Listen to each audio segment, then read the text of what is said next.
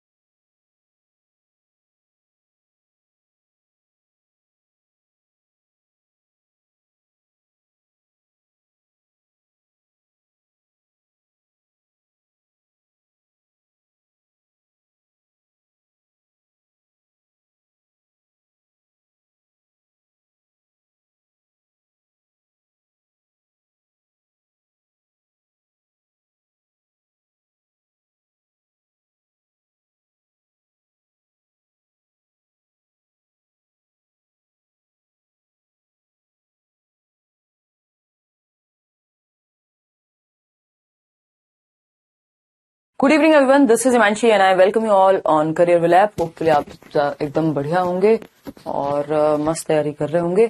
Start करें। हाँ, कोई कह रहा है 7-5 तक बोला था, वो अभी समय चला गया, वो वाला वीक। अब अपने आप ही समय के साथ ठीक हो जाएंगी चीजें। अभी 10 तक ही रखिए आप, है ना? समझ रहे हो अंकिता? चलिए स्टार्ट करें आज की कहानी, समझते हैं। तो अगर हम बात करते हैं किसके बारे में, जॉन डुई के बारे में चर्चा हो रही थी। प्रोग्रेसिव एजुकेशन पे हम बात कर रहे थे, है ना, कि प्रोग्रेसिव एजुकेशन किन किन चीजों पे फोकस करती है, उस पे हम बात कर रहे थे कि चाइल्ड सेंटर्ड एजुकेशन में कैसे हम बच्चे को सेंटर रखते हैं। बात सही है या नहीं है? बात सही है एकदम। सभी देख पा रहे हैं? कोई दिक्कत परेशानी दर्द समस्या यहां तक किसी को हो रही हो तो आप बताओ। पीडीएफ कब मिलेगी? सबके लिए आपको इतना डिटेल में ही पढ़ना है भाई। डिटेल में ही पढ़ाना जो है वो कर दिया है। किसी भी चीज को बहुत ही हल्के में लेके नहीं चलेंगे कि समझ में ना आए या हम जल्दी में चलें। वो तो आप यूट्यूब पे भी देख लेंगे। करके सीखना है आज। बिल्कुल बिल्कुल बिल्कुल सही समझ गए हो आप इस टॉपिक को। बारिश सब जगह हो रही है भाई देश भर में आजकल। हो जाएगा इंक्लूड, रीटा आएगा वो भी टॉपिक। मुझे तो उसमें तो ये आएगा ही नहीं, पेडागोजी बिहार में बहुत प्रेशर है, कुछ समझ नहीं आ रहा। पढ़ाई तो समझ में आ रही है या नहीं, वो समझ में आनी चाहिए रोज। ह्यूरिस्टिक मेथड में आपको खोज करने का मौका मिलता है। सावन के पहले सोमवार की हार्दिक बधाई। चलो ठीक है, आपको भी। चले, तो हम क्या बात कर रहे हैं यहाँ पे? ह्यूरिस्टिक मेथड में अन्वेषण का मौका मिलता है, बच्चे को एक्सप्लोर करने का मौका मिलता है। इंडिपेंडेंटली वो किसी समस्या के समाधान के लिए अपनी सराउंडिंग में खोज कर पाएगा, है ना, चीजों को डिस्कवर कर पाएगा। तो ये हुई बात किसकी? ह्यूरिस्टिक मेथड की। ठीक है, ये बातें हम कर चुके हैं लास्ट क्लास में। आते हैं चाइल्ड सेंटर्ड एजुकेशन की ओर। और प्रोजेक्ट मेथड में ग्रुप में बच्चा जो है सीखेगा। ठीक है, ये मुख्य डिफरेंस है। ग्रुप में उसको एक प्रॉब्लम दी जाएगी, कुछ एक समय दिया जाएगा, उस समय में, निर्धारित समय में वो एक्सप्लोर करके और सीखेगा। चाइल्ड सेंटर्ड एजुकेशन की जब हम बात कर रहे हैं, यानी बाल केंद्रित शिक्षा की जब हम बात कर रहे हैं, तो बाल केंद्रित शिक्षा किस चीज पे फोकस करती है? बाल केंद्रित शिक्षा। पीडीएफ यार, एक तो आपका जुलाई एंड तक जो है सीटेट वालों का तो खत्म, और दूसरा आपका पीडीएफ जो है अचानक से मिल जाएगी आपको एक आध ही दिन में। मुझे कहने की अब जरूरत नहीं पड़ेगी क्योंकि ऑलरेडी इतना लेट कर चुके हैं हम कि उस पर अब कहें तो क्या कहें। हालांकि पुराने जो पीडीएफ हैं वो आपको मिल चुके हैं। आज फर्स्ट टाइम ऐप पर ले रही हूँ, निशत कह रही हैं यूट्यूब पे बहुत क्लास लिया। चलिए बहुत बढ़िया। आते हैं चाइल्ड सेंटर्ड एजुकेशन का पहला पॉइंट समझने की कोशिश करते हैं। Focus on child's current life and experiences. बच्चे का जो वर्तमान जीवन है उस पर फोकस करना। ये आपको सब ट्रांसलेटेड मिल जाएगा। Focus on child's current life and experiences. बच्चे का जो वर्तमान जीवन है, जो प्रेजेंट लाइफ है बच्चे की, है ना। चाइल्ड सेंटर्ड एजुकेशन में हम जो बच्चे का वर्तमान जीवन है उस पे फोकस करते हैं। ठीक, जब हम बात कर रहे हैं किसकी? चाइल्ड सेंटर्ड एजुकेशन की। चाइल्ड सेंटर्ड एजुकेशन की, चाइल्ड सेंटर्ड एजुकेशन की, तो हम ये कह सकते हैं बाल केंद्रित शिक्षा में क्या है?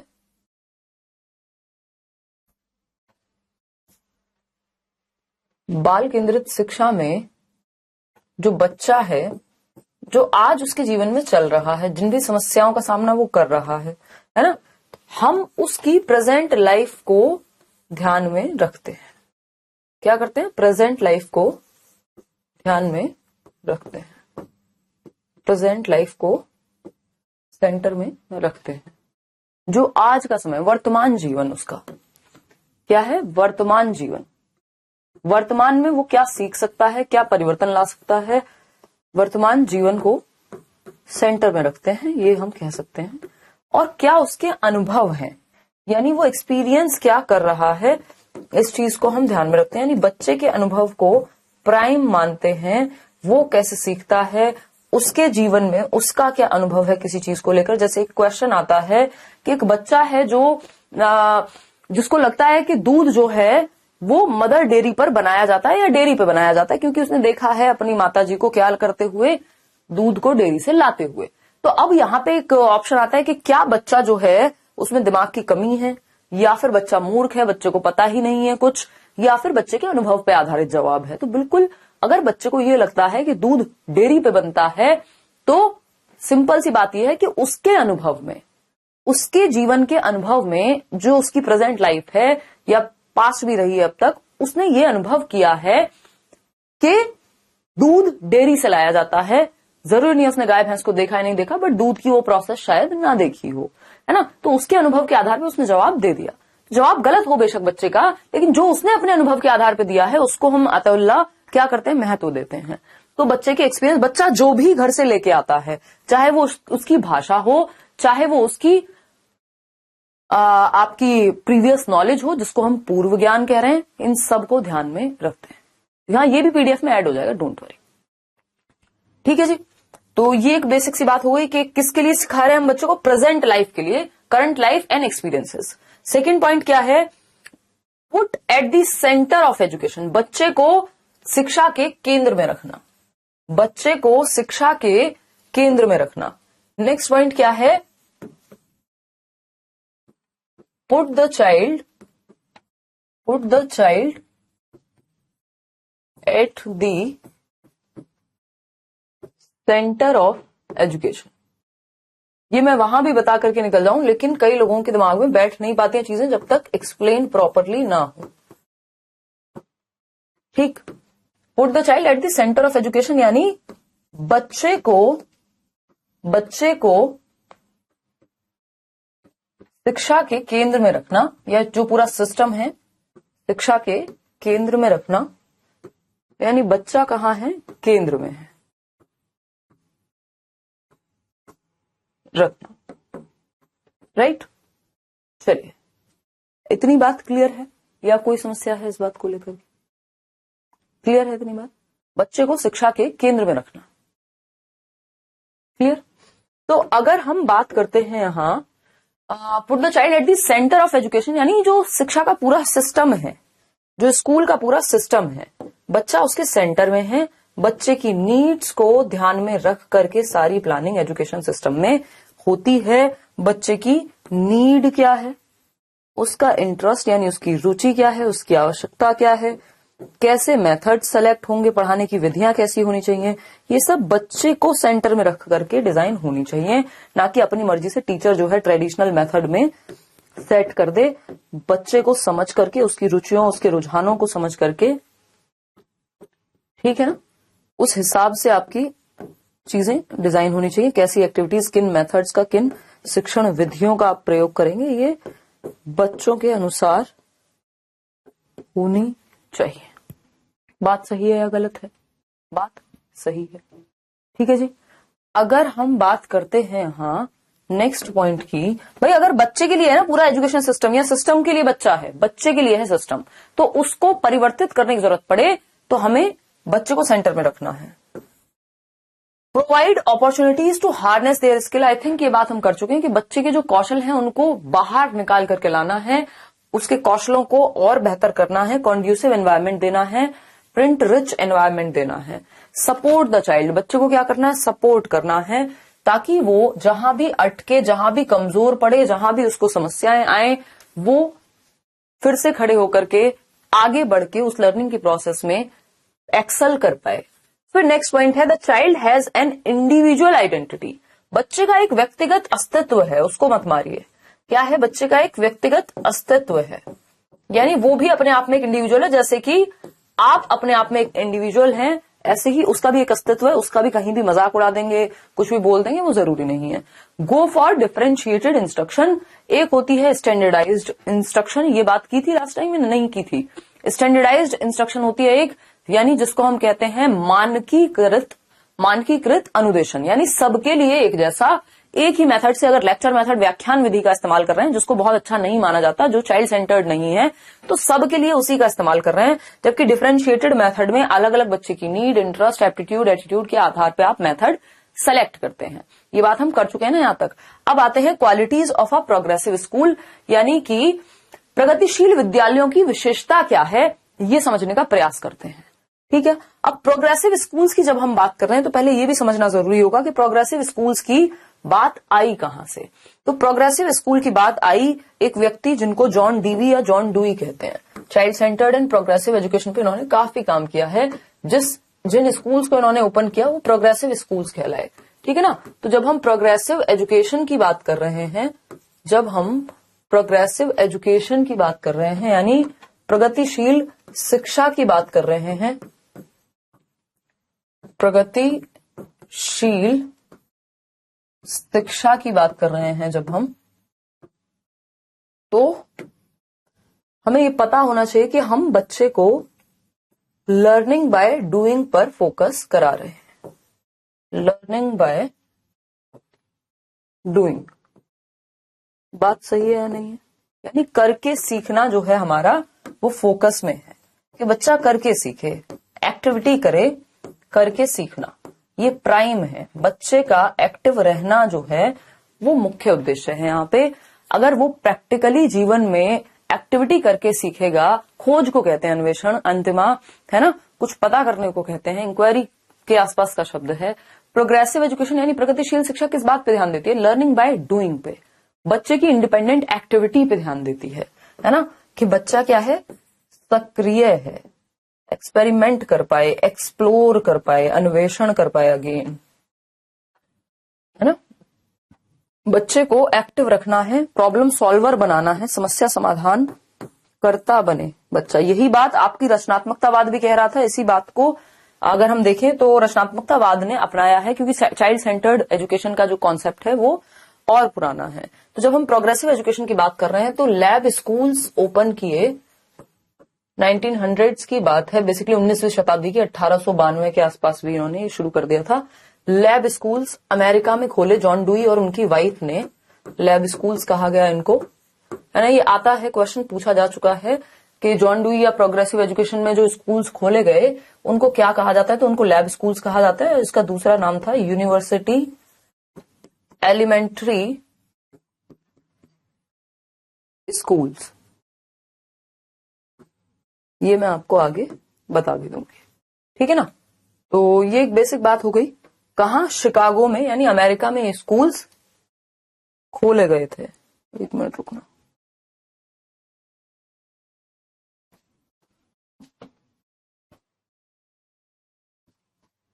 कहां? अमेरिका में ये स्कूल्स खोले गए थे। अमेरिका में भी कहां? शिकागो, अमेरिका के एक शहर शिकागो। शिकागो याद है ना, विवेकानंद जी का जो है सम्मेलन हुआ था, शिकागो सम्मेलन, याद होगा कई लोगों को। अच्छे से समझ में आ रहा है, कुछ पूछने की जरूरत ही नहीं है। चलिए, बहुत बढ़िया। ऑनलाइन में ये बहुत जरूरी है क्योंकि सबके जवाब देना संभव है, क्योंकि बहुत सारे तो ऐसे क्वेश्चंस होते हैं जो बिना मतलब के होते हैं। अब उनके चक्कर में जो मतलब के होते हैं वो भी रह जाते हैं। Qualities of a progressive school, यानी गुण क्या है एक प्रगतिशील विद्यालय के, गुण समझने हैं कि इसकी विशेषताएं क्या है, क्यों ये बेहतर है, क्यों ये ट्रेडिशनल से अच्छा है। पहला है पॉइंट, लर्निंग बाय डूइंग होती है, यानी करके सीखते हैं। बच्चों को एक्टिविटी कराई जाती है, अपने आप समस्या का समाधान करते हैं। पौधा कैसे लगाते हैं, लगा के देख लेंगे ग्रुप में, एक प्रोजेक्ट दे देंगे उनको, है ना। तो एक तो चीज है कि करके सीखना होता है, यहाँ करके सीखना होता है। दूसरा hands on experience, hands on experience समझ रहे हो ना, प्रयोग करके सीखना।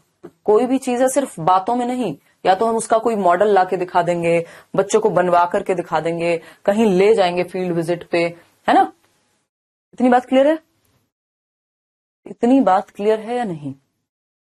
ठीक है सुनीता जी, पीते हैं घर पे। तो अगर हम बात करते हैं तो प्रोग्रेसिव स्कूल की दूसरी विशेषता क्या है जिनको जॉन डुई ने खोला? Problem solving and critical thinking, यानी समस्या समाधान।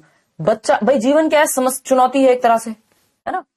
गीता यही कहती है, आजकल महाभारत देख रही हूं। तो समस्या समाधान की अगर हम बात करेंगे तो लाइफ में प्रॉब्लम्स आना स्वाभाविक सी बात है। तो बच्चों को हम यह समस्या समाधान सिखा रहे हैं, क्योंकि आप हर टाइम उनकी उंगली पकड़ करके उनका जीवन नहीं जी सकते, उनको अपना जीवन स्वयं जीना ही होगा। ठीक, तो समस्या समाधान सीखे बच्चा, जब प्रॉब्लम्स उसके सामने आए तो उनको डील करना सीख पाए। ये क्या होगा? उसकी प्रेजेंट लाइफ और इंडिपेंडेंट एक्टिविटी पे फोकस्ड होगी ये चीज। आलोचनात्मक चिंतन या समालोचनात्मक चिंतन हम इसको कह देते हैं। समालोचनात्मक चिंतन क्या है? किसी भी बात को जस्ट मान ना लेना, है ना, कि फलाने ने कहा है तो सही ही होगी, जबकि उस पर चिंतन मनन करना, उसके हर पक्ष को देखना समालोचनात्मक चिंतन कहलाता है। ये आपकी नेशनल एजुकेशन पॉलिसी 2020 में भी कह रही है कि बच्चे में क्रिटिकल थिंकिंग डेवलप करो। ऐसा नहीं है किसी ने कहा कि वहां ये काम करा लो और ठीक हो जाता है, सारी समस्याएं दूर हो जाएंगी, ये अंगूठी पहन लो और कल से ही अमीर बन जाओगे, या परसों से ही सारे दुख खत्म हो जाएंगे। वो बाबाओं के वो पोस्टर लगे रहते हैं ना, आपने देखा होगा ऑटो वाटो के पीछे, है ना, वशीकरण, भूत, फलाना ठिमकाना इस चीज के लिए मिले। मजाक नहीं उड़ा रही हूं, बट क्रिटिकल थिंकिंग, अगर क्रिटिकल थिंकिंग हम लगा करके देखें तो उसमें है क्या? अपना उन्होंने एक बिजनेस बना लिया और आपको बेवकूफ बनाया जा रहा है ना, जस्ट बिकॉज श्रद्धा है किसी में। Life long learning and social skills, अब श्रद्धा का होना अच्छी बात है, बट आपको क्रिटिकल थिंकिंग करके तो देखना पड़ेगा भाई। आप कह रहे हैं एक जीवन हमने पूरा लगा दिया किसी व्यक्ति पे और गलत व्यक्ति पे जीवन लगा दिया तो दुखी रहोगे ना। तो क्रिटिकल थिंकिंग क्या है? आप हर पक्ष पे सोचते हो, जो डेटा आपके पास होता है उस पे आप सोचते हो। डेटा क्या है? एक व्यक्ति झूठ बोलता है, एक व्यक्ति जो कहता है वो करता नहीं है, उसके अलावा सारी चीजें होती हैं। देखो डिले विले हो जाना, ये मेरे पे मत बरस पड़ना कि आप भी कहते हो पीडीएफ दोगे, बट वो बात सही है। इसका मतलब कहीं ना कहीं कुछ ना कुछ गड़बड़ हो रही होगी, उसके डिफरेंट रीजंस होंगे, ठीक है ना। लेकिन जो वो है और जो वो कहता है, दोनों चीजें मिलती नहीं है, कहीं मैच ही नहीं करती। तो क्रिटिकल थिंकिंग की अगर हम बात करें तो आपके पास जो डेटा होता है उसके आधार पे आप सोचते हो, समझते हो, हर पक्ष को देखते हो, जस्ट मान नहीं लेते, है ना, मान नहीं लेते जस्ट। बहुत बढ़िया पूजा। फिर आता है next point, life long learning and social skills, यानी जीवन पर्यंत सीखना। यानी एक दिन का काम तो है नहीं, लर्निंग क्या है? ग्रेजुअल है, हम सीख चुके हैं, है ना, हम सीख चुके हैं। लर्निंग क्या है? ग्रेजुअल है, मतलब सीखते रहते हैं। ये हम पढ़ चुके हैं लर्निंग के चैप्टर में कि जीवन पर्यंत लर्निंग होती है और ग्रेजुअल धीरे धीरे सीखते हैं, धीमे धीमे। ऐसा नहीं होता एक दिन में अचानक से आपको ज्ञान की प्राप्ति हो जाएगी, ठीक है ना। हाँ, राजू पहनता था ना 3 इडियट्स में अंगूठियां, तो वो उसकी वजह से तो पास नहीं हुआ होगा। तो life long learning and social skills, मतलब आप, हम कहते हैं ना कर्म प्रधान है, तो जो मुख्य डेटा है उस पर यहां फोकस ही नहीं होता। सोशल स्किल्स, बाबा जी ने कह दिया अब तो फेल हो ही जाओगे, बच्चा पढ़ने में लगा हुआ है, कहां से हो जाएगा फेल भाई, है ना। अगर उसके दिमाग में वो चीज बैठ गई है तो बिल्कुल हो जाएगा, क्योंकि दिमाग इतनी बड़ी चीज है, वो अपने आप ही सत्य कर देगा किसी चीज को, अगर आपने भर लिया नेगेटिव तो। नहीं, सब्जेक्ट वाइज होता है सुरभि पेपर, कोई भी पेपर हो। तो अगर हम बात करें यहां सामाजिक कौशल, ये बहुत जरूरी है, इस पे भी क्वेश्चन पूछा जा सकता है कि जो प्रोग्रेसिव एजुकेशन है वो प्रेजेंट लाइफ के साथ साथ सोशल प्रॉब्लम्स पे भी फोकस करती है, सामाजिक कौशलों पे भी फोकस करती है। कि अब बारिश का मौसम चल रहा है, पानी भरा हुआ है चारों ओर, तो अब ये क्या हुई? एक सामाजिक समस्या हो गई। तो इस पे हम बैठ करके बच्चों को प्रॉब्लम सॉल्विंग कराएं, एक प्रोजेक्ट देंगे, अच्छा बारिश का पानी कम कैसे कर सकते हैं, या क्या इस पे सोचा जा सकता है। तो जो आज के समय की प्रेजेंट लाइफ की प्रॉब्लम्स हैं उस पे चर्चा हो। हाँ, नहीं रूबी, ऐसा नहीं है, वो छोटे कमेंट्स होते हैं ना कई बार। अब आपने इतना बड़ी कहानी तो लिख दी, बट आपने प्रॉब्लम नहीं बताई अपनी। अब बताओ, छूट गया कमेंट आपका। इतने सारे जो कमेंट्स हैं, अगर वो होंगे तो रैंडमली दिखती हैं, कई बार छोटा कमेंट है तो समझ में आता है। नहीं प्रीति, फास्ट कहां चल रहे हैं यार, बेसिक सी बातें कर रहे हैं, चलो और स्लो चल लेंगे, थोड़ा लिखने का टाइम दीजिए, छूट जाएगा पीछे। बाद में दोबारा जब देखते हो तब लिख लिया ना, तब लिख लेना, ठीक है ना। आत्मविश्वास कैसे बढ़ाएं, अपने शब्दों में बताएं। काम करके बढ़ेगा आत्मविश्वास, और आप कोई चोरी नहीं कर रहे हैं, मेहनत कर रहे हैं। मेहनत करना हर व्यक्ति का अधिकार है। तो पहली बात तो हम आत्मविश्वास कम लेके क्यों चलें। लक पे बिलीव करके कर क्या लोगे? स्वप्न आपके हाथ में है वो, अगर होता भी हो, मान लिया लक होता होगा, आपके हाथ में नहीं है ना, आपके हाथ में क्या है? काम। तो अगर लक वाला काम 20% में हो रहा था, आप 80% मेहनत करो ना।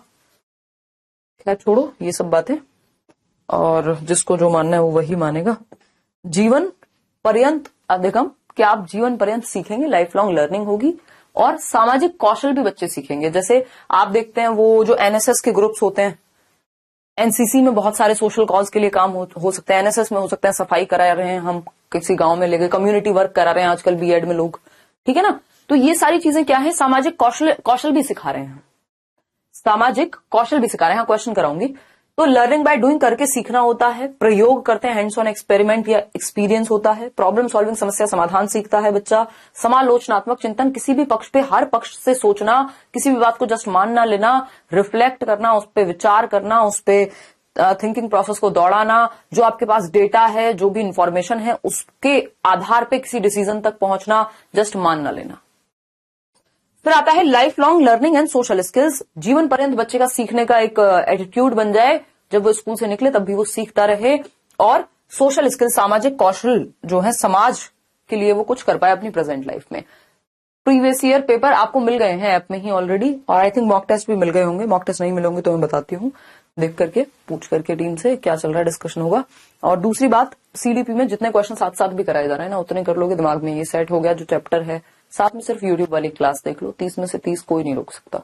अगर मैं तो ये कहती हूँ, इवन अगर आपकी यही क्लासेस दिमाग में इतने अच्छे सेट हो चुकी हैं कि जब आप प्रीवियस ईयर लगा रहे हैं तो खुद ही पता लग जाएगा कि 30 में से 30 आएंगे, कुछ एक्स्ट्रा पढ़ना ही नहीं है, स्पेशली इन सीटेट। बाकी एग्जाम्स में जो है फिर भी मैं मानती हूँ कि कुछ एक्स्ट्रा चीजें कई बार आ जाती हैं। सब हवाई बातें ने, हाँ, अगर आपको समझ में आ रहा है तो आपको दूसरी चीज सोचनी ही नहीं है कुछ। उससे क्या होता है? कंफ्यूजिंग सिवा और कुछ नहीं होता, बाकी आपकी स्वयं की इच्छा है ना। Collaborative group work and development, अब तो बहुत सारे लोगों ने तो नोट्स का व्यापार ही बंद कर दिया, जो वो कर रहे थे। देखिए, collaborative group work and development of social skills, भाई सामूहिक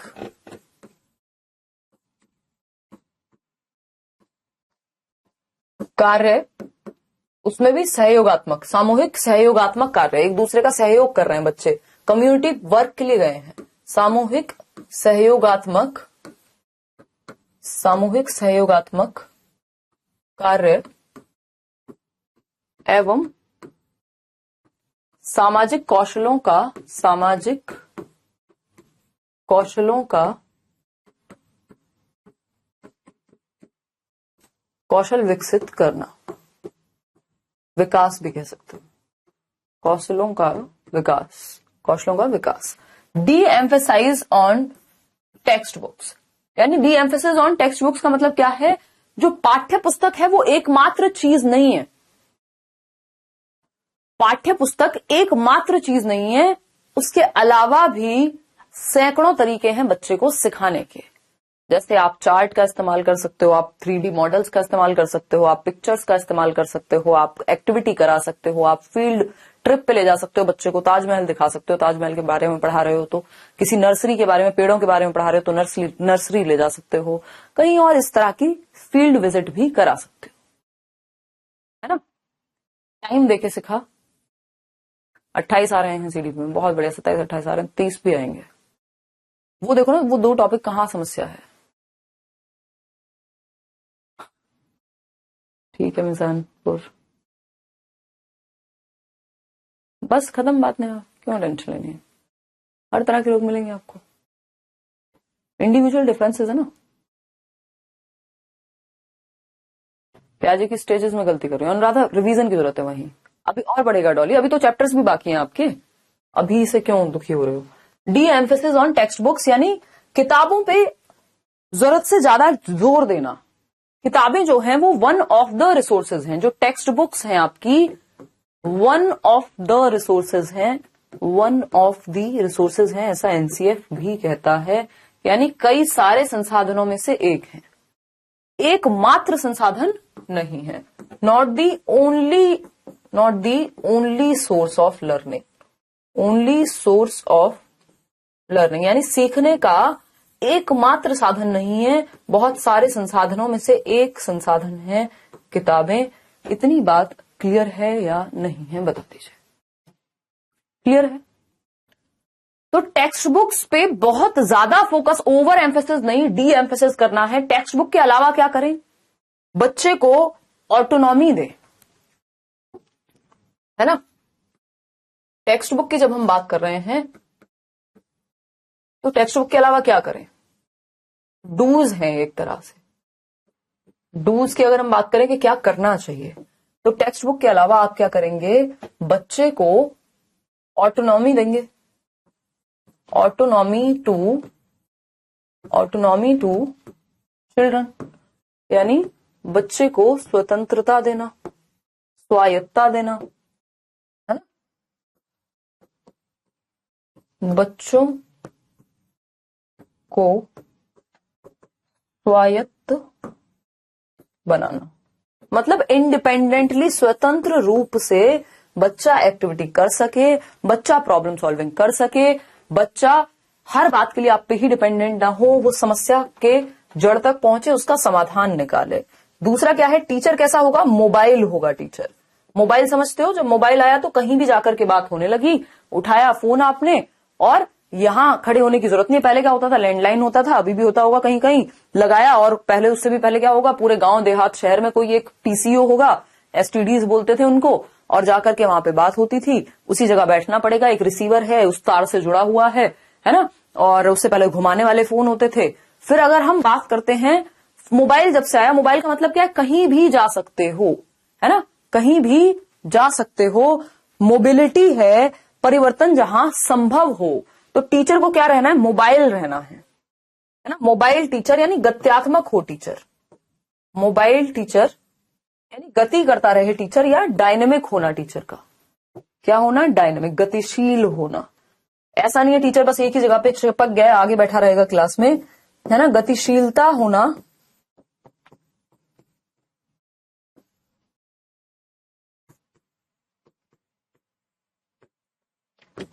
ठीक। इससे क्या होगा? बच्चे और टीचर दोनों एक्टिव होंगे। ये बात हमेशा ध्यान रखनी है यहाँ के चाइल्ड सेंटर्ड क्लास में both teachers and students are active. इसको लर्नर सेंटर्ड भी कहते हैं, लैंग्वेज में फंसेंगे बस आप पेपर में। आर एक्टिव यानी बच्चे और टीचर दोनों ही सक्रिय होते हैं। टीचर गतिशील होगा, एक ग्रुप से दूसरे ग्रुप के पास जाएगा, जहां जिस बच्चे को समस्या होगी वहां जाएगा। बच्चों फ्लेक्सिबिलिटी है, एग्जैक्टली फुलसर पूजा एकदम आप सही जवाब दे रही हैं। क्या है? टीचर क्या है? फ्लेक्सिबल है, लचीला है। पूरी जो प्रणाली है, वैसे तो ये सिस्टम लचीला होता है, टीचर तो क्या ही लचीला होगा, बट हाँ अपनी अप्रोच में लचीलापन रख सकता है टीचर के जैसी जरूरत हो वैसे वो बच्चों को सपोर्ट करे। ठीक है ना। वो रिजिड नहीं है। रिजिड का मतलब होता है कठोर, बस एक ही तरीका अपनाएंगे, दूसरा तरीका अपनाएंगे ही नहीं। ठीक है ना। तो अगर हम यहां कहें कि ये तो हो गए डूज, और क्या डूज हो सकते हैं? प्रिंट रिच एनवायरमेंट देना है आपको बच्चे को। क्या देना है? Print rich environment. Print rich environment यानी ये आपकी लैंग्वेज की क्लास में भी जरूरी होता है, ये आपकी हर एक कक्षा में, स्पेशली प्राइमरी क्लासेस में बहुत ज्यादा जरूरी है, वैसे बड़े बच्चों के लिए भी। तो प्रिंट समृद्ध वातावरण बोलते हैं इसको, प्रिंट समृद्ध वातावरण यानी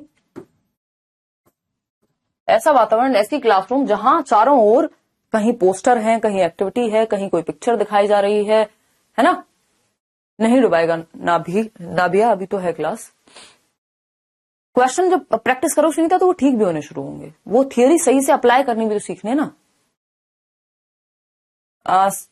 आपका नाम है मबूनिसा। मबूनिसा, आप सैटरडे संडे को थोड़ा सा एक्स्ट्रा प्रयास करिए, ठीक है ना। कौन सा बैच ज्वाइन करूं पेडागोजी के लिए कि सब कुछ जान सकूं? पेडागोजी स्पेशल आएगा जब रीड प्लस बी की वैकेंसी आएंगी, तब तक कर लो इंतजार। टीचर फैसिलिटेटर है, ये सब बात हम कर चुके हैं, है ना। प्रिंट रिच एनवायरमेंट या जितना मटेरियल, लॉट ऑफ मटेरियल, आप उसको मटेरियल रिच एनवायरमेंट भी आप इसको कह सकते हो कि मटेरियल काफी मिलता है जिस क्लासरूम में, चाहे वो प्रोजेक्टर के माध्यम से हो, शीट्स के माध्यम से हो। कॉन्ड्यूसिव एनवायरमेंट यानी बच्चे के सीखने के लिए अनुकूल वातावरण, जहां वो फल फूल सके, डर ना पैदा हो, उसमें प्रेम पैदा हो सीखने के प्रति, है ना। तो कॉन्ड्यूसिव को समृद्ध वातावरण बोलते हैं। वैसे तो क्या बोलते हैं? समृद्ध वातावरण। ठीक है जी, चलिए खैर आगे बढ़ते हैं, आते हैं, करते हैं बात किस पे? डोंट्स पे। क्या नहीं करना है आपको चाइल्ड सेंटर्ड एजुकेशन का ध्यान रखने में, ठीक है ना। क्या नहीं करना है, इस पे चर्चा हम, अरे अरे गलत ही लिखे जा रहे हैं, देखो एक बार, क्या नहीं करना है इस पे चर्चा करने वाले हैं। देखिएगा, कुछ तो गड़बड़ हुई है दिमाग में। देखिएगा, डोंट्स मतलब क्या नहीं करना है, जो नहीं करना चाहिए आपको। एक तो बच्चे को, एक तो टीचर को रिजिडिटी नहीं होनी चाहिए। रिजिड यानी पूरा जो सिस्टम है, रिजिड सिस्टम और टीचर, ये नहीं होना चाहिए। और टीचर यानी कठोर। कठोर का मतलब क्या है? जिसमें परिवर्तन ना हो सके। कठोर प्रणाली नहीं, लचीली प्रणाली चाहिए हमको, फ्लेक्सिबल चाहिए सिस्टम, जिसमें जब जरूरत हो नीड के हिसाब से चेंज कर सकें, चाहे वो सिटिंग अरेंजमेंट हो, चाहे वो टीचर का एक जगह से दूसरी जगह जाना हो, ये सारी चीजें, ठीक है ना। आ जाएंगे भाई, आ जाएंगे, कोई दिक्कत नहीं। वो उस सेट के क्वेश्चंस को पढ़ के समझने में गड़बड़ हुई है, इसका मतलब अगर किसी सेट में कम आ रहे हैं तो, ठीक है ना। तो हमें रिजिड नहीं रखना, टीचर सेंटर्ड नहीं रखना, है ना। टीचर सेंटर्ड नहीं रखना कि सारी एक्टिविटीज टीचर के अकॉर्डिंग हो रही हैं। शिक्षक केंद्रित नहीं होनी चाहिए प्रणाली। शिक्षक और बच्चे दोनों सक्रिय रहेंगे। ये सब क्या है? ये चीजें नहीं करनी है। Standardised instruction, standardised instruction. Standardised instruction क्या है? मानकीकृत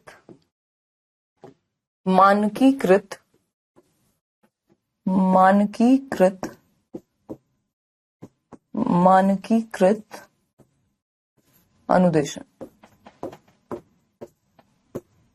ये क्या हुआ भाई?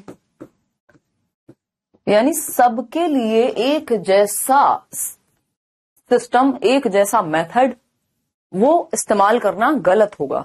क्यों? क्योंकि हर बच्चे की नीड अलग है। उसको, एक बच्चे को किसी एक टीचर समझ में आ रहा है, दूसरे को दूसरे से आ सकता है, तीसरे को तीसरे से आ सकता है, या फिर मेथड में परिवर्तन करने की जरूरत है। टीचर को एग्जांपल्स चेंज करने की जरूरत है। किसी को एक एग्जांपल समझ में आ जाएगा, दूसरे को दूसरे एग्जांपल समझ में आएगा, तीसरे को कोई एक्टिविटी करके समझ आएगा, चौथे को कोई चार्ट दिखा करके समझ आएगा। तो बच्चे को ध्यान में रख करके अपने मेथड्स को चूज किया जाए। स्टैंडर्ड करिकुलम नहीं चाहिए, हमें फ्लेक्सिबिलिटी चाहिए करिकुलम में भी, टीचर में भी, मेथड्स में भी, इंस्ट्रक्शन में भी। बात सही है या नहीं? अभी तो होगा इम्प्रूव, अभी तो कई सारे टॉपिक्स बचते हैं आपके। इंट्यूटिव मतलब होता है सहज, जो बच्चे के अंदर से नेचुरली आ रहा हो, प्राकृतिक रूप से, उसको अच्छा माना जाता है।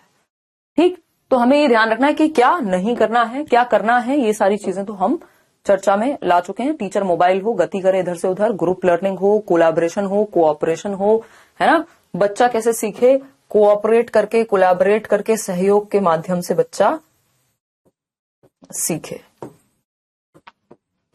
लगभग सेम ही बात है। कोलैबोरेटिव बहुत ही माइनर अंतर होता है। लर्निंग होनी चाहिए, यानी बच्चा सहयोग करके ग्रुप में एक दूसरे के साथ सीखे। इन शॉर्ट बात ये है। प्रोजेक्ट मेथड एंड ऑल की तो हम चर्चा कर ही चुके हैं, तो हम ये कहेंगे सहयोगात्मक अधिगम। सहयोगात्मक अधिगम,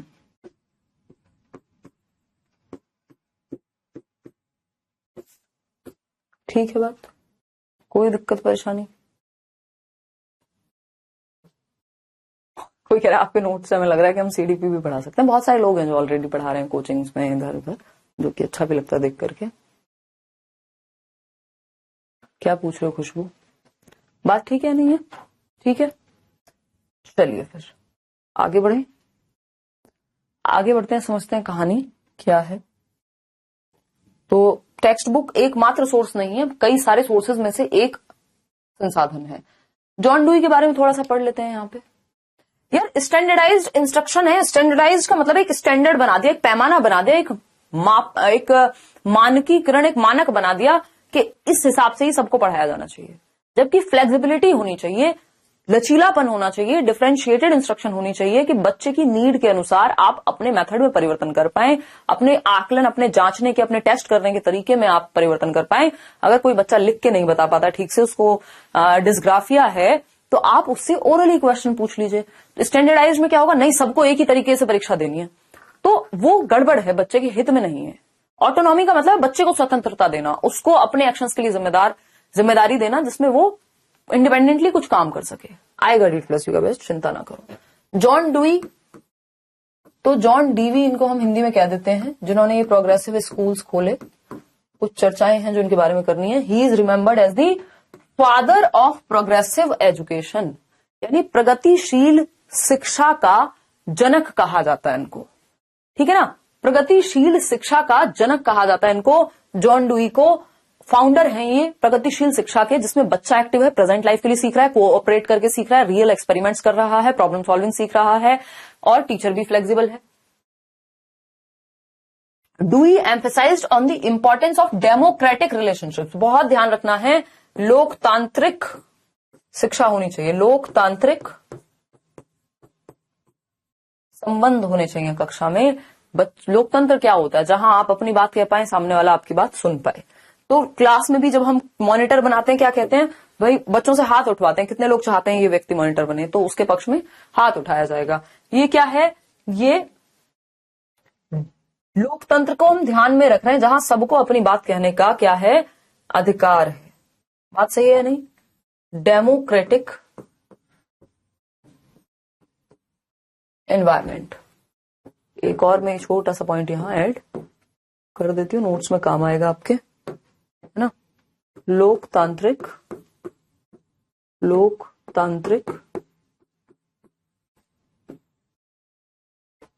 वातावरण, ठीक है, जहां सबको अपनी बात कहने का अधिकार हो, है ना। कोई बात नहीं, सुबह कभी कम कभी ज्यादा पढ़ते जरूर रहना है। जहां सबको अपनी बात कहने का अधिकार हो। हम देखते हैं संसद में बहस हो रही होती है, क्यों हो रही है, कई बार लगेगा यार बेवजह की बहस है, बट वो चर्चा होना, वो बहस भी होना जरूरी है, क्योंकि लोकतंत्र है। यहाँ कोई एक व्यक्ति नहीं अपने हिसाब से चलाएगा कि टीचर का मन किया तो teacher. Democratic style of teaching होनी चाहिए, जहां बच्चे की बात भी सुनी जाए। कई बार वो गलत जवाब दे रहा होगा, बट आपको उसे अभिव्यक्त करने देना है, खुद को एक्सप्रेस करने देना है। प्रिंट रिच एनवायरमेंट होता है, चारों तरफ प्रिंट है आपके क्लासरूम में। जो सस्ता तरीका समझने का वो यही है कि आपके चार्ट लगे हुए हैं क्लासरूम्स में, बाहर आप जा रहे हैं तो बिल्डिंग में भी बिल्डिंग एज लर्निंग एड बाला, जिसको हम कहते हैं कि चार्ट्स वगैरह हैं, बिल्डिंग पूरी जो है, हर जगह पे टीचिंग लर्निंग मटेरियल है कहीं ना कहीं। तो डुई ने किस चीज पे जोर दिया, डेमोक्रेटिक रिलेशनशिप्स, लोकतांत्रिक रिश्ते होने चाहिए कक्षा में। टीचर मॉनिटर से ना डरे, कोई टीचर से ना डरे, आपस में डर नहीं, सम्मान की भावना हो। क्या हो, सम्मान की भावना हो, एक दूसरे की बात सुनी जाए और अपनी बात कही जाए निश्चिंत होकर के। अब ये जॉन डुई का एक पिक्चर है जो आप देख रहे हैं सामने, और इसमें अभी हम चर्चा कर रहे हैं। अब इन्होंने in the garden of the university elementary schools, जो मैंने बताया था लैब स्कूल्स इन्होंने खोले, उनको यूनिवर्सिटी एलिमेंट्री स्कूल्स भी कहते हैं, है ना। अपनी वाइफ के साथ मिलकर के यूनिवर्सिटी एलिमेंट्री स्कूल, हिंदी में भी यही कहेंगे, और लैब स्कूल को भी लैब स्कूल ही कहेंगे। इन प्रोग्रेसिव स्कूल्स को लैब स्कूल्स का नाम दिया गया, ठीक है, जो 19वीं शताब्दी में इन्होंने खोले, 1892 से लेकर 1920 के आसपास तक। अगर हम देखें ये जो प्रिंसिपल्स हैं कि डेमोक्रेटिक हो, रियल लाइफ पे बेस्ड हो, ये हो वो हो, ये जो सिद्धांत हैं ये लिए गए थे या इंस्पायर्ड थे किसके काम से, फ्रेडरिक फ्रॉबेल नाम के एक व्यक्ति थे जर्मनी में, जिन्होंने प्लेवे मेथड दिया, यानी खेल खेल में सीखे बच्चा। स्कूल में आजकल पेंट किया जाता है, अलग अलग चीजें लिखी जाती हैं दीवारों पे, वही है print rich environment. Froebel and Pestalozzi एक व्यक्ति थे, बहुत ही मतलब इनको पहला टीचर कह सकते हो एक तरह से उस समय का, तो 16वीं-15वीं शताब्दी आई थिंक। तो फ्रॉबेल और पेस्टोलजी की अगर हम बात कर रहे हैं तो उनके सिद्धांतों पे आधारित थे, किसके, जॉन डुई के सिद्धांत, बच्चे को सेंटर में रखने के। A child's head and heart should be taken care of, बच्चे का दिल, उसका दिमाग और उसका हैंड, मतलब फिजिकल एक्टिविटी। जो बात कौन कर रहे हैं, महात्मा गांधी ने भी की।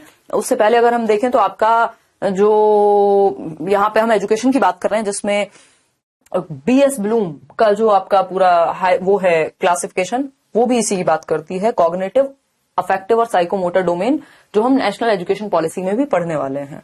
आ shift from teacher centric to learner centric approach, यानी शिक्षक केंद्रित से बच्चा केंद्रित कहिए या क्या कहें उसको, अधिगमकर्ता केंद्रित।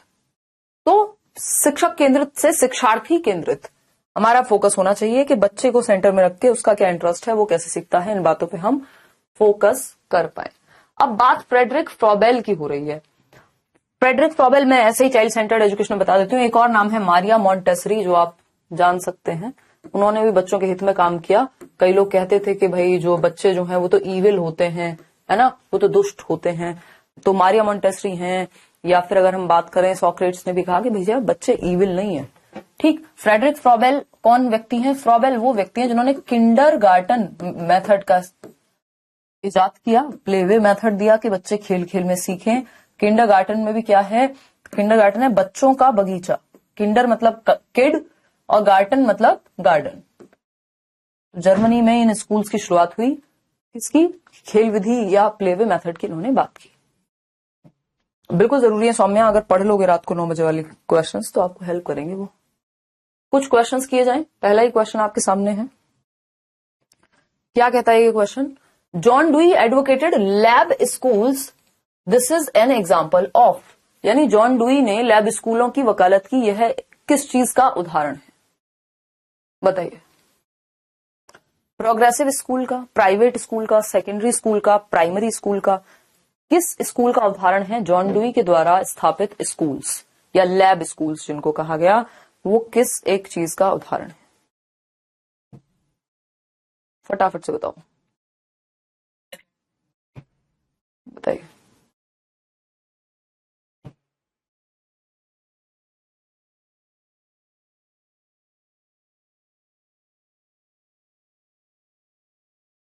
Answer is right. सब अपने अपने हिसाब से जवाब देने में लगे हुए हैं। चलिए समझते हैं क्या कहानी है।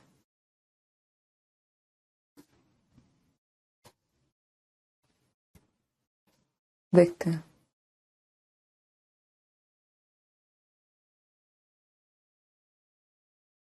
देखिए ऑप्शन ए कह रहे हैं कई लोग। लैब स्कूल जो है वो उदाहरण है प्रोग्रेसिव स्कूल का। कोई प्राइवेट स्कूल नहीं, कोई सेकेंडरी नहीं, कोई प्राइमरी नहीं, ये सब इसी में आ जाएगा। एलिमेंट्री भी होगा भाई, प्राइमरी भी होगा। आपको इस बात से क्या मतलब? नाम है प्रोग्रेसिव स्कूल्स, यानी प्रगतिशील स्कूल जिसमें बच्चे को एक्टिव रखा जाएगा, और इन्हीं स्कूल्स को लैब स्कूल्स भी कहा गया। और इनका एक और नाम क्या है? University elementary schools. ठीक है जी, बात सही है। यूनिवर्सिटी एलिमेंट्री स्कूल्स भी इनको कहा गया। हिंदी में भी ऐसे ही याद रखना है। लैब स्कूल को लैब स्कूल ही आया था पेपर में, हिंदी में नहीं बदल के उन्होंने बताया कि प्रयोगशाला स्कूल नहीं कहा। बच्चा एक्टिव रहेगा, ये बात आपको ध्यान में रखनी है। क्वेश्चन नंबर 2 देखिएगा एक बार। क्वेश्चन नंबर 2 का जवाब दीजिएगा फटाफट से, फिर हम बढ़ेंगे आगे। आज ये चैप्टर हमने खत्म कर लिया है, बस क्वेश्चंस काफी हैं हाँ इसके जो हमें करने हैं। इस पे मैं एक यूट्यूब पे ऑलरेडी एक चैप्टर जो आपका एक सेशन ले चुकी हूँ, है ना, तो वो क्वेश्चंस आप वहां से भी प्रैक्टिस कर सकते हैं। In a progressive classroom setup the teacher facilitates learning by providing an environment that, यानी एक प्रगतिशील कक्षा सेटअप में शिक्षक एक वातावरण प्रदान करके सीखने की सुविधा देता है। पहला ऑप्शन है एनकरेजेस रेपिटेशन, यानी बार बार रिपीट करा करके किसी चीज को, इसको रटवाना कहेंगे। प्रमोटेड डिस्कवरी, यानी प्रचारित खोज, यानी प्रचार करते हैं किसका? खोज का। डिस्कवरी मतलब बच्चा खोज कर रहा है, बच्चा इंडिपेंडेंट है, बच्चा एक्टिव है। बच्चा जहां एक्टिव होता है वही आपको ढूंढना है।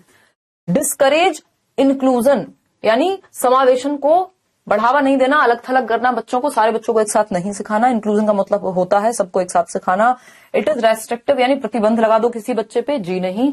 एक ही ऑप्शन है जो बच्चे को एक्टिव रखेगा, वो है प्रमोटेड डिस्कवरी, यानी कि प्रचार करना किस चीज का? खोज का प्रचार करना, खोज को प्रोत्साहन देना।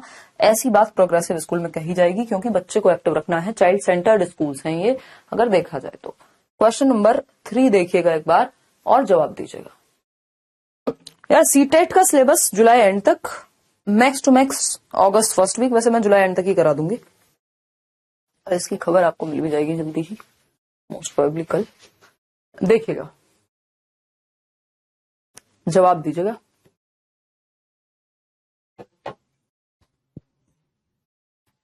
बी ऑप्शन कह रहे हैं विशाल। चलिए विशाल देख लेते हैं। In context of progressive education which of the following statements is true according to John Dewey. John Dewey के अनुसार कौन सा एक कथन सही है? पहला ऑप्शन है there should not be a place for democracy in a classroom. अभी बात की थी डेमोक्रेटिक होनी चाहिए कक्षा कक्ष। शब्द बदलते ही मतलब नहीं बदल जाएगा। डेमोक्रेटिक का मतलब क्या है? मतलब लोकतंत्र होना चाहिए, सबको एक दूसरे की बात, टीचर बच्चे की बात सुने, बच्चा टीचर की बात सुने, आपस में बच्चे एक दूसरे की बात सुने, सबको आजादी हो। आराम से हो जाएगा, आराम से हो जाएगा। डी प्लस पीआरटी के आने से पहले आराम से हो जाएगा। नहीं, पीआरटी के आने से पहले नहीं, पेपर से पहले बोलो, है ना, वो भी हो जाएगा। क्यूरियोसिटी, बुरा लगने की कोई बात नहीं है, आराम से चल रहे हैं। Curiosity does not belong to the inherent nature of students, rather it is to be cultivated. यानी जो जिज्ञासा है वो छात्रों के अंतर्निहित स्वभाव से नहीं है, जबकि हमने बात की थी बच्चा बाय नेचर क्यूरियस है, जिज्ञासु है, वो अपनी प्रकृति से जैसा वो बना है वो जिज्ञासु ही है बचपन से, जन्म से ही। Students should be observed and not heard in the classroom. बच्चों को बस देखना चाहिए, उनका अवलोकन करना चाहिए, उनकी बात सुननी नहीं चाहिए। तो ये भी एकदम खराब बात हो जाएगी, भाई सुनेंगे नहीं, पता कैसे लगेगा? चर्चा होनी चाहिए क्लास में। Students should be able to solve social problems themselves. Independent problem solvers बनाना है, बच्चे को ऑटोनॉमस लर्निंग सिखानी है, वो ऑटोनॉमी में रहे, स्वतंत्र रूप से समस्याओं का समाधान खोज सके। ये बात एकदम सही है, ठीक है ना? तो student should be able to solve social problems by themselves, खुद से वो समस्या समाधान करता बने। ये बात हमने अभी थोड़ी देर पहले की भी थी कि बच्चे को प्रॉब्लम सॉल्वर बनाना है। क्यों? क्योंकि लाइफ एक चुनौती है और यहाँ पे प्रॉब्लम्स आती रहेंगी। अब हमेशा माँ बाप या टीचर उसके लिए नहीं होंगे, उसको खुद समस्या समाधान करता बनना है। समाज में जो समस्याएं चल रही हैं उन पे भी उसको काम करना है। आगे बढ़ेंगे। चाइल्ड सेंटर्ड पेडागोजी यानी बाल केंद्रित शिक्षा शास्त्र का क्या अर्थ है? आजकल जो आने लग गया है ये पूछ लेता है लर्नर सेंटर्ड पेडागोजी का क्या मतलब है, शिक्षार्थी केंद्रित कक्षा कक्ष का क्या मतलब है? पहला ऑप्शन है giving primacy to children's voices and their active participation. बच्चों की आवाज और उनकी सक्रिय भागीदारिता को प्रधानता देना। प्राइमेसी किसको दी गई है? बच्चे की आवाज को, यानी वो अपने बात को कह सके, अभिव्यक्त कर सके, और उसके एक्टिव पार्टिसिपेशन को, पैसिव नहीं, निष्क्रिय नहीं रखना बच्चे को, उसको इंक्लूड करना है। तब वो एक्टिविटी करेगा, ग्रुप में सीखेगा, बातचीत करेगा, बच्चा एक्टिव रहेगा तो सीखेगा, ठीक है ना?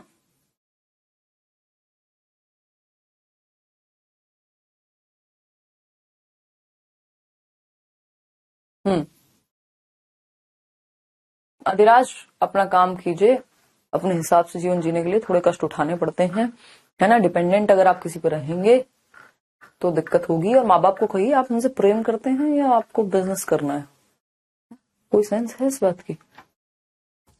देखिएगा एक बार, हालांकि वो चिंतित होते हैं आपके लिए। देखिए, तो child centred pedagogy means learner centred pedagogy क्या कह रही है भाई? Giving primacy to children's voices and their active participation. बच्चों की आवाज को प्राथमिकता देना और उनको सक्रिय भागीदार बनाना कक्षा में। बात सही है। बाकी के 3 ऑप्शन भी चेक करने पड़ेंगे, किसी भी एक ऑप्शन पे नहीं अटक जाएंगे हमेशा। Asking the children to follow and imitate the teacher, नकल नहीं करनी है टीचर की, जस्ट आंख बंद करके फॉलो भी नहीं करना है। क्वेश्चनिंग करनी है, पूछना है, समझना है, चर्चा करनी है, डिस्कशन करना है, डिबेट करनी है। Giving moral education to the children, सिर्फ नैतिक ज्ञान देना कि क्या सही है क्या गलत है, ये चाइल्ड सेंटर्ड एजुकेशन है, ऐसा नहीं है। Letting the children be totally free, कि टीचर की जरूरत ही नहीं है, ऐसा भी नहीं है भाई। बच्चा एक्टिव, प्राथमिकता बच्चे के अनुभव को दे रहे हैं, इसका मतलब ये नहीं है कि टीचर नहीं है गाइड करने को। टोटली फ्री का मतलब तो हो गया टीचर ही नहीं है क्लास में, कुछ भी करे बच्चा, वो वाला सीन नहीं है। गाइड तो करना पड़ेगा, फैसिलिटेट तो करना पड़ेगा, उसको माहौल तो देना पड़ेगा, तो वो ए ऑप्शन है। क्वेश्चन नंबर 5 देखिए। प्रोग्रेसिव एजुकेशन फोकसेस, प्रगतिशील शिक्षा जो है वो किस पे केंद्रित है? कोई बात नहीं सना, बाकी सारी क्लासेस देख लो भाई, आ जाएंगे नंबर बढ़िया, टेंशन ना लो। अगर आज भी ज्वाइन किया है तो डोंट वरी। बताइए, फटाफट से जवाब दीजिए, काम ऐसे नहीं चलेगा। ए ऑप्शन, गार्डनर थ्योरी भी कराएंगे भाई, सब कुछ कराएंगे। प्रगतिशील शिक्षा केंद्रित किस पे है? टेस्ट पे नहीं, परीक्षाओं पे, नंबरों पे नहीं, सिर्फ टेक्स्ट बुक पे। अभी तो बताया था ना, नंबर पे ध्यान देना है, ना टेस्ट पे ना टेक्स्ट बुक पे, सबसे ज्यादा ध्यान जो देना है, बच्चे को समझ में आ रही है कोई चीज या नहीं, उसके अनुभव पे देना है, प्रेजेंट लाइफ पे देना है। On children's ideas and understanding, बच्चों के विचारों और समझ पर ध्यान देना है। बच्चा सोचने के काबिल बन पाए, बच्चा चीजों को समझ पाए, इस बात पे हमें फोकस करना है, बच्चा एक्टिव रह पाए, ना कि सिर्फ टेक्स्ट बुक या मार्क्स या फिर ये बाकी चीजें क्या है, सेकेंडरी हो गई। चलिए क्वेश्चन नंबर 6 देखिएगा एक बार, क्या कहता है क्वेश्चन नंबर 6, ये भी देख लेते हैं, जवाब दीजिएगा क्वेश्चन नंबर 6 का। ये कहता है which one of the following ways is not a suitable way to help hyperactive children, यानी वो बच्चे जो अति सक्रिय हैं, कक्षा में टिक के बैठ नहीं पाते, उनको डील करने का कौन सा तरीका नहीं होना चाहिए। आपको पता है कि बच्चे को डील करने का कौन सा तरीका नहीं होना चाहिए, सोचो जरा, सोचो फटाफट सोचो, सोच करके जवाब दो, फिर आगे बढ़ेंगे। तो offering alternative ways of learning, यानी सीखने के वैकल्पिक तरीके पेश करना। Including physical activity in their daily schedule, यानी जो शारीरिक गतिविधि है कि बच्चा कुछ फिजिकल एक्टिविटी करे जिससे वो नॉर्मल एक्टिव रहे, हर टाइम इतनी एनर्जी ना हो, कह सकते हैं कुछ हद तक। Reprimanding them often for being restless, बच्चे को फटकार लगाओ क्योंकि वो रेस्टलेस है, ये गड़बड़ हो जाएगा मामला। उन्हें बेचैन होने के लिए अक्सर फटकार लगाना कि वो रेस्टलेस है, वो क्यों शांति से नहीं बैठ पाते। हाइपर एक्टिव का मतलब है बच्चा टिक के नहीं बैठ पाएगा, तो डांटना फटकारना अलाउड नहीं है आपको। आरटीई साफ मना करता है। किसी टास्क को छोटे टुकड़ों में तोड़ना फिर भी सही है कि बहुत बड़ा टास्क है तो उसको छोटे छोटे समय सीमा में बांध दो, ताकि बच्चा अगर बहुत देर तक टिक के नहीं बैठ पाता तो 5 मिनट तो बैठ पाएगा, ठीक है ना। तो सी ऑप्शन गलत है, और जो गलत है वही सही है क्योंकि हमसे पूछा ही गलत है। क्वेश्चन नंबर 7 देखिएगा एक बार, ये क्या कहता है भाई, ये कहता है which one of the following statements about progressive education explains education is life itself. बहुत ही इंपॉर्टेंट कथन है, एजुकेशन इज लाइफ इटसेल्फ, यानी शिक्षा क्या है, जीवन है। यानी शिक्षा वो नहीं जिसके लिए नौकरी, जिससे नौकरी लेने का एक साधन है शिक्षा, किसी को नीचा दिखाने का एक साधन है शिक्षा, नहीं। शिक्षा जीवन क्या है वो अपने आप में है, ठीक है ना। पढ़ाई तो जा रही है सैयद, क्यों टेंशन लेने लगते हो। तो अगर हम बात करें, कोई दिक्कत नहीं, पीडीएफ सफिशिएंट होगी मोना, अगर इससे भी पढ़ लोगे तो प्रोग्रेसिव एजुकेशन ये कहती है कि एजुकेशन इज लाइफ इटसेल्फ, शिक्षा ही जीवन है। इसका अर्थ क्या है, शिक्षा ही जीवन है, इसका अर्थ क्या है। पहला ऑप्शन है schools are not required, children can learn from their life experiences, schools की जरूरत नहीं है, ऐसी तो कहीं पूरे सिस्टम में बात नहीं हुई। एजुकेशन इन स्कूल्स, ऐसा ही होता तो लैब स्कूल्स क्यों खोलते John dewy. Education in schools should reflect the social and natural world, यानी स्कूलों में जो शिक्षा है वो सामाजिक और प्राकृतिक दुनिया को दर्शाती है, कि जो समाज में हो रहा है, जो सोसाइटी में हो रहा है और जो प्राकृतिक दुनिया में हो रहा है, जो प्रकृति में हो रहा है, एनवायरमेंट में हो रहा है, वो दर्शाना चाहिए स्कूल की शिक्षा को। तभी तो कहेंगे लाइफ इटसेल्फ, जीवन से जुड़ गया। लाइफ इज ट्रू एजुकेटर, ऐसी कोई फिलॉसफी नहीं है कि बस जीवन ही एकमात्र सच्चा शिक्षक है, बाकी सब झूठे हैं। School education should continue as long as possible, इसका मतलब ये भी नहीं है कि जीवन पर्यंत चलाते रहो एजुकेशन को, स्कूल ही खत्म ना हो, है ना। माँ बाप बूढ़े हो गए, अब उसके बाद कौन खाना देगा भाई। स्कूलों में शिक्षा सामाजिक और प्राकृतिक दुनिया को दर्शाए, लाइफ इटसेल्फ का मतलब ये है। बात सही है नहीं है। आगे बढ़ेंगे, क्वेश्चन नंबर 8 देखिएगा एक बार, ये आसान कहेंगे इस क्वेश्चन को, बट नए जमाने का है। In order to promote construction of knowledge by learners, a school should promote dash pedagogies. Knowledge को, ज्ञान को प्रमोट करने के लिए, प्रोत्साहित करने के लिए स्कूल को किस तरह की पेडागोजी का मतलब है कैसी मेथड्स ऑफ टीचिंग पे फोकस करना चाहिए। हो जाएगा सत्येंद्र जी, नोट्स पढ़ लीजिए और साथ में जो चल रहा है अपना कर लीजिए। देखिएगा, जवाब दीजिए फटाफट से, तभी हम आगे अब बढ़ पाएंगे।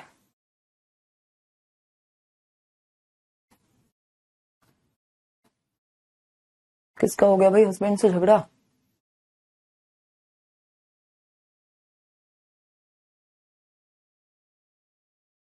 अच्छा सुरभि, ऐसा क्यों रहा भाई? बीच का रास्ता निकालो यार कुछ।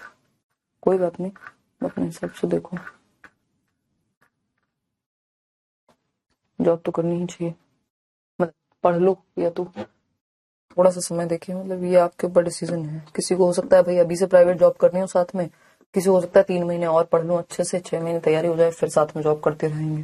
दोनों ही बातें सही है अपनी जगह। बट घर बैठना कोई सोल्यूशन नहीं। क्वेश्चन नंबर 8 कहता है कि किस तरह से हम नॉलेज के कंस्ट्रक्शन को प्रमोट करें, कि स्कूल में कौन सी पैडागोजी प्रमोट होनी चाहिए, child centric, teacher centric, exam centric, text book centric, बिल्कुल नहीं, चाइल्ड सेंट्रिक या लर्नर सेंट्रिक, बाल केंद्रित जो शिक्षण शास्त्रीय विधियां हैं उनका इस्तेमाल स्कूल में होना चाहिए। ठीक है, आगे बढ़ते हैं। Which of the following contribute to effective and meaningful learning, यानी प्रभावशाली और अर्थपूर्ण अधिगम किससे संबंधित है, स्टैंडर्डाइज्ड करिकुलम से, एग्जाम सेंट्रिक से, इनफ्लेक्सिबल से। देखिए फ्लेक्सिबल का जस्ट ऑपोजिट होता है, इन लगा दो आप तो उल्टा बन जाएगा, रिजिड है इसका मतलब, जो टाइम टेबल कभी चेंज ना हो सके, जबकि टाइम टेबल भी कैसा होना चाहिए, फ्लेक्सिबल होना चाहिए। अलग अलग दिन अलग अलग चीजें हो सकती है टाइम टेबल में, एक खेलकूद का भी पीरियड हो सकता है। तो लर्नर सेंट्रिक पैडागोजी होनी चाहिए, यानी जो सिखाने के मेथड्स हैं वो लर्नर सेंट्रिक होने चाहिए। आजकल एक चीज चल रही है एबिलिटी बेस्ड ग्रुपिंग, आपका केवीएस में पूछा जा रहा था, या कॉम्पिटेंसी बेस्ड लर्निंग, सीबीएल बोलते हैं उसको, और एबिलिटी बेस्ड लर्निंग को एबीएल बोलते हैं, है ना। तो ये बस फुल फॉर्म के रूप में आप याद रख लीजिएगा।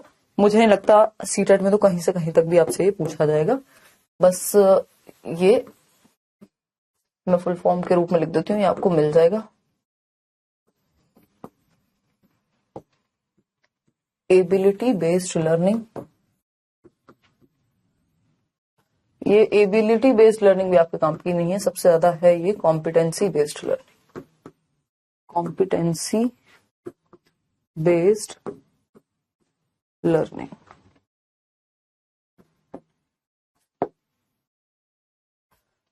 यानी सक्षमता आधारित अधिगम कह सकते हो आप इसको, हिंदी में तो कई नाम हो जाएंगे।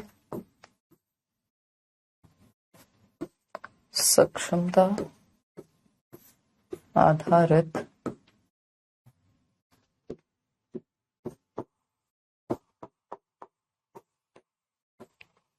अधिगम।